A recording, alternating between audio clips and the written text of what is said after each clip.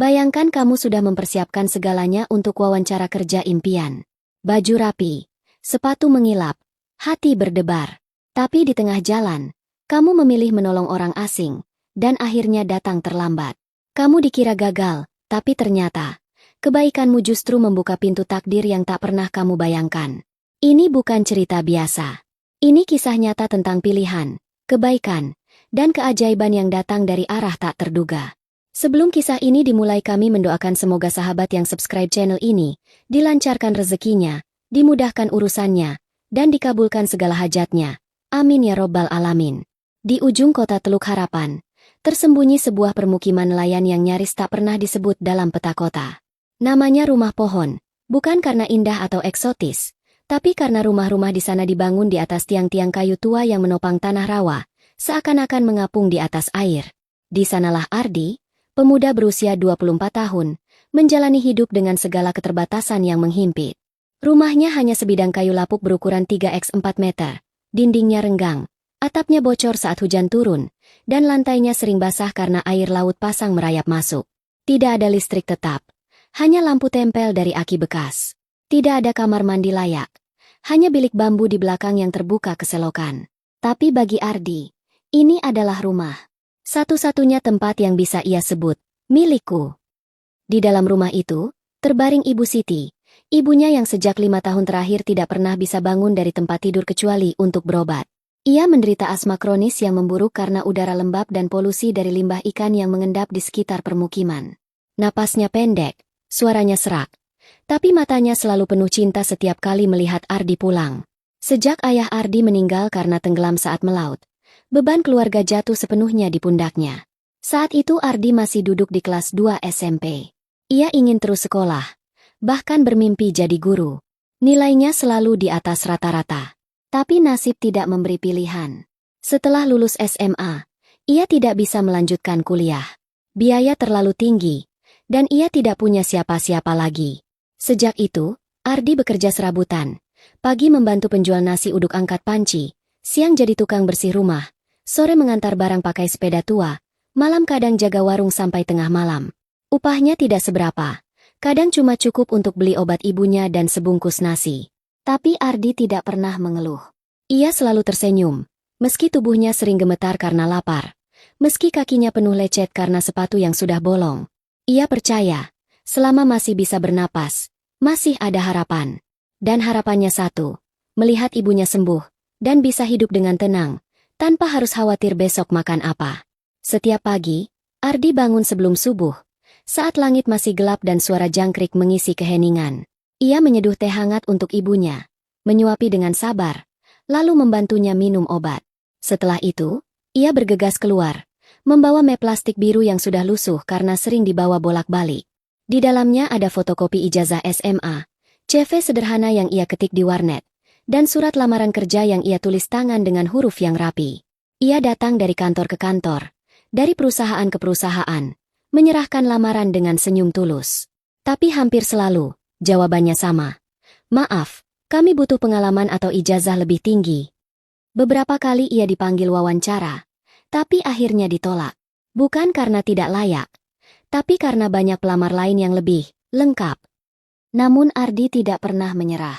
Ia percaya, Tuhan tidak akan menutup pintu bagi orang yang terus berusaha dan tidak merugikan orang lain. Ia tetap membantu tetangga yang kesulitan, memperbaiki atap yang bocor, mengantar anak-anak ke sekolah saat hujan deras. Bukan karena ingin dipuji, tapi karena baginya, membantu adalah hal yang wajar. Kalau aku bisa, kenapa harus nunggu orang minta? Katanya suatu malam, sambil duduk di depan rumah, menatap laut yang gelap. Lalu, suatu pagi, hidupnya seakan disentil dari alam mimpi. Ia membuka ponsel murahnya, dan ada notifikasi WhatsApp dari nomor asing. Selamat, Bapak Ardi Prasetyo. Anda diundang mengikuti wawancara kerja di PT Bintang Lintas Buana, Divisi Administrasi, hari Rabu pukul 10 waktu Indonesia Barat. Harap membawa berkas lamaran. Ardi membaca pesan itu berulang kali. Matanya membulat. Napasnya tercekat. Ia menatap ibunya yang sedang tidur. Lalu pelan-pelan, ia berlutut, menangis. Ibu, ini kesempatannya. Ini kesempatannya. Bisiknya sambil mengecup tangan ibunya yang kurus. PT Bintang Lintas Buana adalah perusahaan logistik terkemuka. Gajinya cukup untuk menyewa rumah layak, membeli obat rutin, bahkan mungkin membawa ibunya berobat ke dokter spesialis. Ini bukan sekadar pekerjaan. Ini adalah jalan keluar dari kemiskinan. Hari wawancara terasa seperti hari pernikahan. Ardi mempersiapkan segalanya dengan hati-hati, seolah sedang menyiapkan masa depan yang selama ini hanya bisa ia impikan. Ia pinjam kemeja putih dari saudaranya yang bekerja di toko kelontong. Satu-satunya kemeja rapi yang ia miliki. Celana hitam satu-satunya ia setrika berulang kali agar tidak kusut.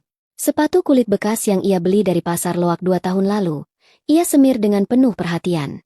Ia menggosok setiap sudutnya hingga mengilap, meski sol bagian dalam sudah retak. Ia tahu, penampilan bukan segalanya, tapi ia ingin menunjukkan bahwa ia serius. Ia juga menyiapkan map plastik biru, yang kini ia bungkus dengan kertas kado bekas agar terlihat lebih rapi. Di dalamnya, ia masukkan fotokopi ijazah, surat lamaran yang ia tulis ulang dengan tinta hitam, dan daftar pengalaman kerja sederhana. Ia bahkan menonton video di YouTube tentang cara menjawab wawancara kerja, belajar menyusun kalimat dengan percaya diri. Malam harinya, ia duduk di samping ibunya, memegang tangannya erat. "Ibu, besok aku wawancara. Doain ya. Aku pengen bisa bawa ibu tinggal di rumah yang kering, yang gak bocor kalau hujan," katanya pelan. Ibu Siti tersenyum, matanya berkaca-kaca. "Ardi anakku, ibu selalu doain kamu. Kamu baik, kamu kuat. Tuhan pasti lihat perjuanganmu." Malam itu, Ardi tidak bisa tidur. Ia terus memikirkan besok. Ia membayangkan gedung pencakar langit, lift cepat, suasana kantor yang rapi, dan dirinya duduk di meja kerja, memakai kemeja rapi, membawa kopi dari mesin. Ia membayangkan bisa membayar listrik tetap, bisa membeli kasur baru untuk ibunya, bisa tersenyum tanpa harus memikirkan besok makan apa. Ia menatap langit dari jendela kecil rumahnya. Tidak ada bintang, hanya kabut laut yang menyelimuti. Tapi di hatinya, ada cahaya, harapan. Hari itu, Ardi berangkat lebih awal. Ia naik angkot dari ujung gang, lalu pindah ke bus kota yang menuju pusat kota. Jam masih menunjukkan pukul 6.30. Ia punya waktu. Tapi di tengah perjalanan, kemacetan mulai terasa. Bus berhenti-berhenti, klakson bersahutan. Ardi mulai gelisah. Ia terus memeriksa jam di ponselnya. Pukul 8.45. Pukul 9.15.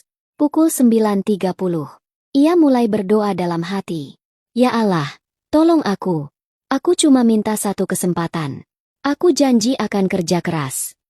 Saat bus akhirnya tiba di dekat gedung PT Bintang Lintas Buana, Ardi langsung turun dan berjalan cepat. Gedung itu menjulang tinggi, kaca-kacanya berkilauan. Ia menarik napas dalam. Ini dia. Ini saatnya.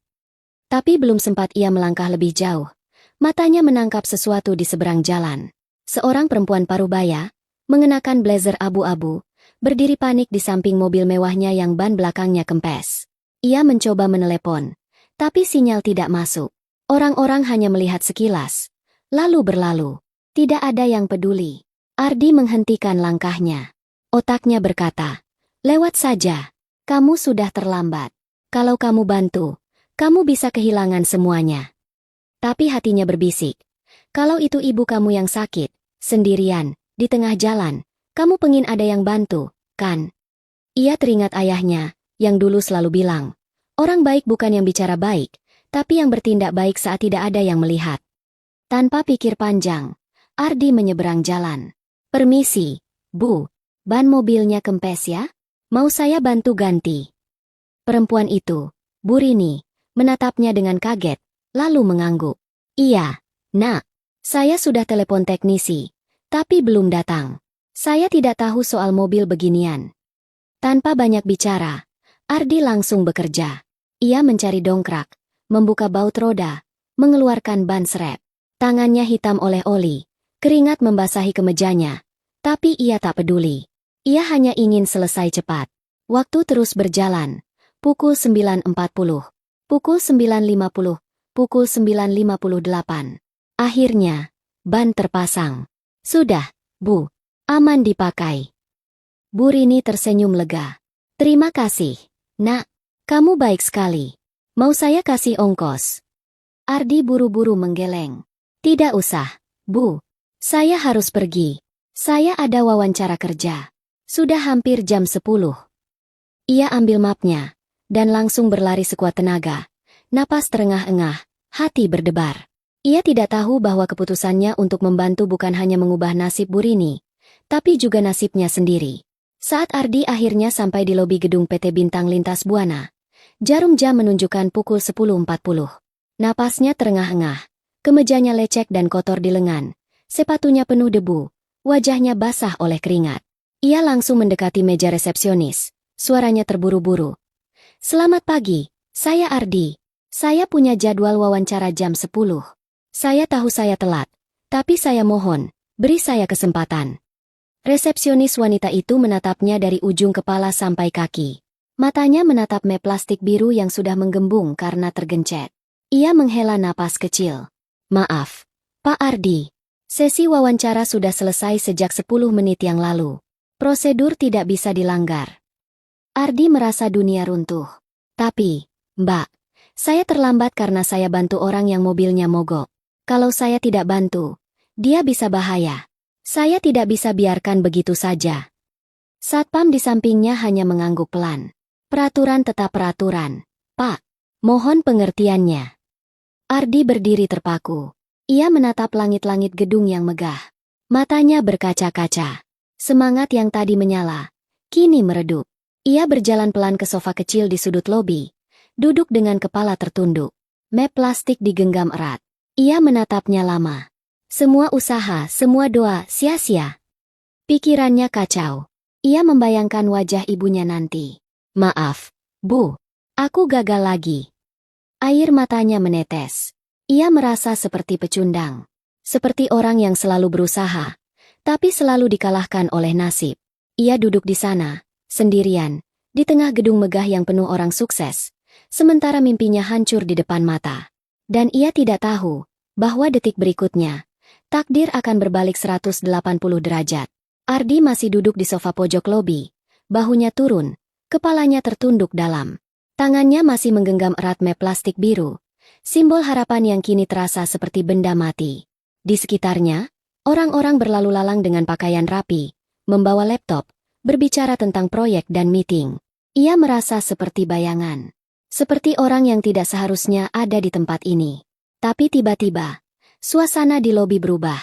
Langkah kaki mantap terdengar dari arah lift. Sepatu hak tinggi mengetuk lantai marmer dengan irama tegas, penuh wibawa. Para karyawan yang sedang berjalan langsung menunduk, menyapa dengan suara hormat. "Selamat pagi, Bu Rini." Ardi perlahan mengangkat kepala. Dan saat matanya menangkap sosok itu, jantungnya seakan berhenti berdetak. Perempuan yang tadi ia tolong di pinggir jalan adalah Direktur Utama PT Bintang Lintas Buana. Bu Rini, dengan blazer abu-abu dan bros perak kecil di dada, berjalan menuju meja resepsionis dengan tatapan tajam. "Mana Ardi?" tanyanya singkat. Resepsionis yang tadi dingin dan tegas langsung gugup, menunjuk ke arah Ardi. "Itu, Bu yang duduk di sana." Bu Rini langsung berjalan mendekat. Ardi buru-buru berdiri, tubuhnya gemetar. "Permisi, Bu saya." Bu Rini memotong dengan suara lembut tapi penuh emosi. "Kamu yang harusnya marah sama saya. Saya yang menahanmu di jalan tadi. Saya yang membuatmu terlambat. Tapi kamu tetap bantu saya. Padahal kamu sedang mengejar impianmu sendiri." Ardi hanya bisa menunduk. Air mata mulai memanas di pelupuk mata. Ia tidak mengerti. Ia pikir ia akan diusir, dikritik, atau paling tidak diabaikan. Tapi justru, perempuan yang ia tolong dengan tangan kotor dan waktu yang sempit, kini menatapnya dengan mata berkaca-kaca, seolah melihat sesuatu yang sangat berharga. "Ayo, ikut saya," kata Bu Rini, menepuk pelan lengan Ardi. "Kamu tidak akan dihukum karena kebaikanmu. Kamu akan dihargai." Lift eksekutif terbuka. Ardi masuk dengan langkah kaku, masih tidak percaya. Pintu tertutup, dan lift mulai naik ke lantai 22, lantai tertinggi, tempat ruang kerja direksi. Ia menatap pantulan dirinya di cermin lift. Kemeja lecek, rambut acak-acakan, wajah lelah. Ia merasa seperti orang yang tersesat. Tapi Bu Rini hanya tersenyum. "Tenang, Ardi. Hari ini bukan wawancara biasa. Ini adalah percakapan antara dua manusia." Saat pintu lift terbuka, sekretaris langsung menyambut. Bu Rini, tim HRD sudah menunggu di ruang rapat. Bukan rapat biasa, kata Bu Rini. Ini wawancara khusus. Dan saya yang akan memimpin. Di ruang rapat besar dengan meja kaca panjang dan layar proyektor, semua mata tertuju pada Ardi. Ia duduk di ujung meja, tangan gemetar, jantung berdebar kencang. Bu Rini duduk di kepala meja, menatapnya dalam-dalam. Ardi, katanya pelan, kenapa kamu tetap bantu saya? Padahal kamu tahu kamu bisa kehilangan kesempatan ini. Ardi menelan ludah. Ia tidak menyiapkan jawaban ini. Tidak ada di buku tips wawancara. Tapi ia menjawab dari hati. Saya cuma mikir begini, Bu, kalau ibu saya yang berdiri di pinggir jalan, sakit, bingung, mobilnya mogok, dan tidak ada yang mau nolongin, saya pasti berdoa semoga ada orang yang peduli. Saya nggak bisa milih siapa yang butuh tolong, Bu. Tapi saya bisa milih. Saya mau bantu atau tidak. Dan saya pilih bantu. Ruangan hening. Beberapa karyawan menunduk. Ada yang mengusap air mata. Bu Rini menarik napas dalam. Kamu tahu, dalam 15 tahun saya menjadi direktur, saya sudah mewawancarai ratusan pelamar. Semua bilang mereka pekerja keras, disiplin, pantas diterima. Tapi kamu bilang sesuatu yang tidak pernah saya dengar. Kamu memilih menjadi baik, meski itu merugikanmu sendiri. Dan kamu tidak minta imbalan? Tanya Bu Rini. Enggak, Bu. Saya cuma pengin Bu Rini aman. Saya lihat ibu panik, dan saya tahu, kalau saya pergi, mungkin Bu Rini harus nunggu lama. Saya nggak tega. Bu Rini menatapnya lama, lalu berkata, Ardi, saya bukan hanya melihat kamu membantu saya. Saya melihat kamu rela kehilangan kesempatan emas demi menolong orang asing. Kamu rela tanganmu kotor, bajumu kotor, waktu dan mimpimu terbuang demi orang yang bahkan kamu tidak kenal. Itu bukan sekadar kebaikan. Itu kompas moral. Dan itu lebih berharga dari ijazah, dari pengalaman, dari segalanya. Ia berdiri, berjalan ke jendela besar yang memandang seluruh kota Teluk Harapan. Dulu, saya juga seperti kamu, anak kampung, datang ke kota dengan niat, bukan gelar. Saya pernah ditolak kerja karena tidak punya koneksi. Saya pernah menangis di trotoar karena lapar. Tapi saya tidak pernah berhenti percaya bahwa kebaikan akan dikenali. Dan hari ini, saya melihat diri saya dulu dalam dirimu. Ia menoleh, menatap Ardi langsung ke mata. Kamu tidak akan diwawancarai sebagai pelamar biasa. Kamu akan diuji sebagai manusia. Dan kamu sudah lulus, sebelum kamu bahkan masuk ke gedung ini. Bu Rini kembali ke meja, membuka dokumen. Saya akan tempatkan kamu dalam program pelatihan intensif selama 3 bulan. Gaji penuh. Jika kamu menunjukkan dedikasi yang sama seperti hari ini, kamu akan diangkat menjadi karyawan tetap, dan dipertimbangkan untuk posisi asisten manajer operasional. Ardi terdiam. Matanya membesar. Tenggorokannya tercekat. Saya diterima, Bu. Bu Rini tersenyum hangat. Kamu tidak hanya diterima. Ardi, kamu dihargai. Karena kamu mengajarkan kami semua sesuatu hari ini, bahwa di tengah dunia yang sibuk, yang ambisius, yang sering lupa manusia, masih ada orang yang memilih menjadi baik, bukan karena diharuskan, tapi karena itu yang benar. Air mata Ardi akhirnya pecah. Ia menunduk, bahunya bergetar. Bukan karena bahagia, tapi karena lega. Karena akhirnya, setelah bertahun-tahun berjuang sendirian, ada yang melihatnya. Ada yang menghargai perjuangannya. Bukan karena apa yang ia miliki, tapi karena siapa dirinya. 3 bulan kemudian, Ardi lulus dengan predikat terbaik. Ia tidak hanya cepat belajar, tapi juga rendah hati, rajin, dan selalu membantu rekan kerja. Ia datang paling awal, pulang paling akhir. Ia mencuci mukanya sendiri, menyapa OB dengan hangat, bahkan ikut bantu petugas kebersihan saat acara kantor. Ia tidak peduli jabatan.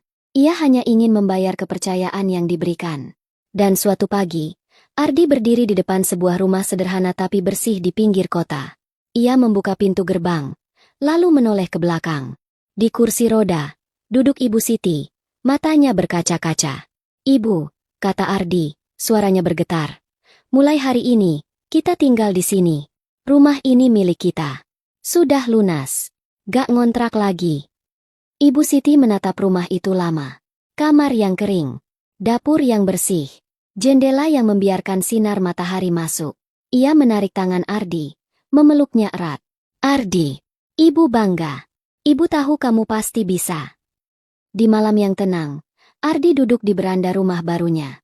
Langit hitam penuh bintang. Di tangannya, secangkir teh hangat. Di hatinya, syukur yang tak terucap. Ia menutup mata, mengingat hari itu. Napas terengah-engah, kemeja kotor, ban mobil yang kempes, dan keputusan kecil yang mengubah segalanya. Ia tersenyum.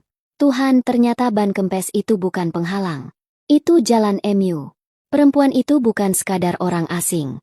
Itu ujian. Dan keterlambatanku bukan kegagalan, itu gerbang. Karena kadang, hidup tidak memberi hadiah pada yang paling pintar, tapi pada yang paling tulus. Tidak pada yang paling cepat, tapi pada yang paling sabar. Tidak pada yang paling sempurna, tapi pada yang tetap memilih menjadi manusia baik, meski dunia tidak melihat. Jadi, jika kamu hari ini sedang lelah, sedang terluka, sedang merasa tidak dihargai, ingatlah Ardi. Ingatlah bahwa kebaikanmu mungkin sedang menulis babak terbaik dari hidupmu. Dan mungkin, seperti dia, kamu hanya perlu satu kesempatan. Untuk menolong.